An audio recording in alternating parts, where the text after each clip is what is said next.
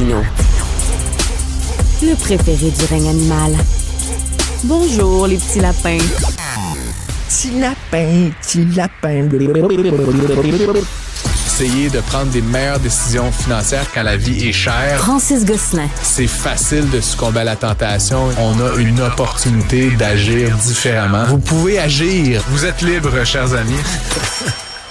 Francis, paraît que c'est une journée sombre pour oui. les médias. Ben oui, c'est ça. Plus de concurrence, c'est une journée sombre, c'est connu, ça, ouais. Plus de voix, plus de diversité. Oui, effectivement, c'est très sombre. C'est très mauvais, ça. ça. Il y a des gens dont le portefeuille est sombre et le cœur aussi est sombre, mais je vais m'arrêter là parce que, honnêtement, je suis très content d'apprendre. J'ai appris, en même temps que plusieurs d'entre nous, certainement, que le CRTC avait donné gain de cause au 99.5 et à Leclerc Communication. Donc, on est là, voilà. On est là. Nous voilà. Bonjour. C'est ça, ils tireront pas à plug. Vous êtes pognés avec nous. Et là, on dirait il y a une gang qui dit non, on veut rester entre nous. Ouais. Il y a rien que 3-4 joueurs, puis c'est tout. C'est ça, 3-4 joueurs. C'est dommage. Je trouve que c'est dommage comme attitude. Pour de vrai, je comprends qu'ils espéraient tuer un compétiteur, mais que nenni, comme on dit. Hein. Tu sais, tu n'as pas le droit de posséder un journal, une télévision, une station de radio. C'est 2 sur 3. Radio-Canada, ils ont une télévision, ils ont une radio. Puis ils ont la presse, là. Oh! Ouch! Est-ce que j'ai dit ça? J'ai-tu le droit de dire ça? Oh, non, mais sur le site Internet, ils ont des textes. Il y a un média écrit. C'est genre une affaire, là. Je me rappelle plus quelle année, mais ça date, genre, je sais pas, là, tu sais. Ouais. C'est comme, y avait-tu l'électricité qui ont fait ce règlement-là? Là? C'est comme, revenez-en. Là. Ah, c'est des papyrus. Ben oui, mais tu sais, c'est comme...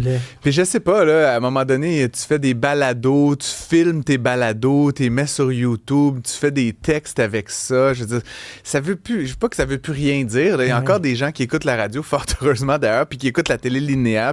Mais entre tout ça, il y a une panoplie de nouvelles façons de faire. C'est comme dire, tu peux pas avoir un TikTok, puis un Instagram, puis un Snapchat. C'est comme, de quoi tu parles, bro? Tu sais? De quoi je me mêle? Tu sais, mais encore une fois, on peut comprendre qu'à une époque, c'était pour contrer une certaine forme de concentration. Mais là, ce qui est intéressant, comme tu le dis, c'est que là, à peu près tous les médias ont évolué à avoir à peu près tous les canaux possibles et imaginables. Donc, c'est un peu comment dire, plate de priver une possibilité. Puis encore une fois, moi, je me suis joint à Cube, tu sais, c'était comme un peu la start-up, là, tu sais, web radio, très, tu sais, on était dans le petit local, là, sur Berry, les coudes serrés. Fait que je trouve ça le fun, évidemment, qu'on ait le succès qu'on connaît, puis que ça dérange, en fait. Innover, changer des choses, ça dérange. Puis tant mieux si ça fait des mécontents. En fait, tant mieux. Je sais pas si c'est tant mieux, mais ça fait des mécontents, puis c'est signe que, clairement, on fait quelque chose de bien. Mais on n'est pas dans une époque qui célèbre l'ouverture à la diversité, il me semble. La diversité d'opinion, c'est intéressant, ça aussi. C'est comme notre conversation d'hier, ça. C'est comme deux hommes blancs qui discutent des vertus de la diversité. C'est très beau. Francis, grève de la STM, tu as une proposition. Grève au pluriel, hein, de la STM. Là. Ouais, moi, j'ai une proposition. Là, y a-tu un corps de métier au Québec qui n'est pas en grève? Ben, y a-tu un corps de métier dans la STM qui n'est pas en grève? Parce que là, tu sais que c'est les techniciens, c'est les chauffeurs, après ça va être un autre. L'entretien. Oui, tu sais, il y a toujours quelqu'un qui est prêt à tout arrêter au nom d'une pièce et quart de l'heure. Puis c'est correct, là, ça fait partie des droits. Si on paye plus ces gens-là, la passe pour prendre l'autobus et le métro va coûter plus cher. Ben non, c'est donc, pas comme ça que ça fonctionne. Donc, il y a moins de gens qui vont l'acheter, donc il va y avoir moins d'argent dans les coffres de la STM. Non, c'est pas comme ça, tu comprends? Le prix du titre, là, c'est comme on tire ça dans un chapeau, tu comprends? Fait que là, en ce moment, là, c'est 92$, je pense. Là, corrigez-moi si je me trompe. C'est quoi le prix d'une passe de métro? 1, 2, 3, 4. Non, mais une passe de combien? Par mois? Oui, par mois. C'est autour de 90. Oui, c'est ça. C'est ce que je dis. Mais là, s'ils augmentent les salaires de tout le monde, 100$. Bon, s'ils augmentent le salaire de tout le monde, qu'est-ce qu'on fait avec le prix de la passe? Il reste le même. Puis après ça, on va dire, ben là, il y a un déficit de financement à Québec. C'est comme, de quoi tu parles? Augmente tes prix? Non, on peut pas augmenter les prix. Tu sais, je veux dire, je veux bien, là, mais les jeunes ont des tarifs réduits. Tant mieux, on veut que les jeunes prennent le transport. Les personnes âgées, depuis Valérie Plante, c'est gratuit. Moi, je comprends pas. Tu es dans une business où tu crèves de faim, tu n'as jamais assez d'argent, puis tu fais juste comme donner des cadeaux à tes clients, puis tu baisses les prix, puis tu les augmentes pas à l'inflation. Comme, mettez-la 300$ la passe de bus mensuelle. Il n'y en aura plus de déficit dans le transport en commun, tu sais. Mais il n'y aura plus non plus personne dans le transport en commun. Puis la raison pour laquelle on peut pas charger plus que 90$, parce que c'est à peu près la valeur que lui assènent les usagers, 90 ou 100$. Les gens n'aiment pas le transport en commun. Il y a quelques exceptions, là, comme Fred Bastien, qui a fait semblant d'aimer ça avec moi en régie tantôt. Mais les gens n'aiment pas. Fait que si tu me dis c'est 120 ou 130 ou 150$, il n'y aura plus personne. Tu vas passer l'espèce de Rubicon où les gens, il y a un certain montant où ils sont comme, non, moi, je ne vais pas payer 175$ par mois pour le transport en commun. Tu as tout le monde qui dit, ah oui, mais avoir un char, ça coûte 14 000$ par année. Pourquoi tu ne paierais pas 1200$? Ben non, parce que la valeur perçue, c'est pas beaucoup plus que 100$ par mois pour le transport en commun. Fred, qu'est-ce que tu dis à ça, toi? Là, mon champion de la trottinette, moi, j'aime ça prendre le métro. Là, je peux dire, OK, je comprends des fois, il y a des frustrations, les autobus, etc. Mais moi, je suis né à Montréal. Je suis né à 5 minutes d'une station de métro. De l'âge de 0 à 21 ans, j'avais accès à la ville au complet. C'est extrêmement efficace. Je me rendais à l'université en métro. Ça me prenait 22 minutes. Donc, tu sais, on est sous terre. Il n'y a pas de trafic. Tu peux écouter ta musique. Il y a quand même de quoi d'extrêmement pratique dans ce concept-là. On dirait que tu décris une dystopie avec un sourire. T'es comme sous terre, ça pue. Si ça s'effondre, tu meurs.